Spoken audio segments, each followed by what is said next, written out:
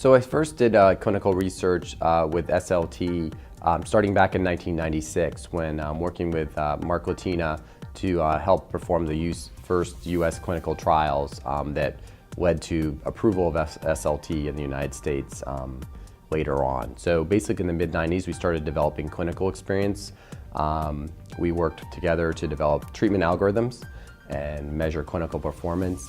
And then also I started doing some, at that time, some histopathology studies evaluating the effect of the laser therapy on human tissues as well as animal tissues. So some lab work approximately in the 90s as well. So a couple of the studies that I've been involved with in terms of laser trabeculoplasty, the first was once again the study that led to the clinical trials, kind of the first clinical study ever done with SLT, where we were looking at making a comparison of treating SLT in patients who had never had maximum molecular therapy but no prior laser trabeculoplasty, or who had failed prior laser trabeculoplasty. And basically those patients were treated. We looked at the clinical outcomes and found that they were favorable. And once again, this clinical study led to FDA approval. Also did kind of landmark histopathology studies comparing SLT to ALT, which I think many people have seen the scanning electron micrograph photographs comparing the two studies, which I really think help substantiate the safety profile of SLT compared to other forms of laser trabeculoplasty.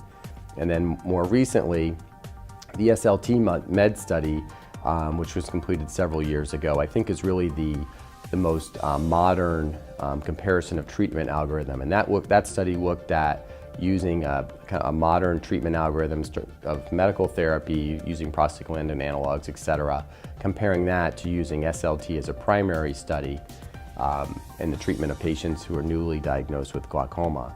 And patients were randomized to either a medication arm or the laser arm.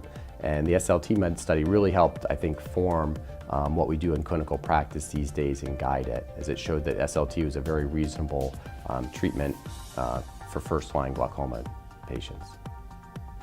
So the Lumenis selective SLT is probably one of the most important things that I have in my practice.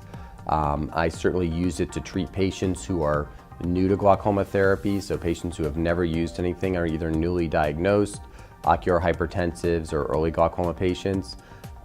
It's also a nice alternative for people who have already been treated and either they need additional therapy or they're having problems with their current therapy. Maybe it's tolerability issues, maybe the medical therapy that they're using is not good enough, but it's really nice to use in that population as well. I've used it even in patients who've had prior glaucoma surgery and now just need a little additional IOP lowering to get them at an adequate treatment level to stop them from getting worse. So the nice thing about SLT is it's very diverse. So I find it an essential tool in practice and I'm glad I have it.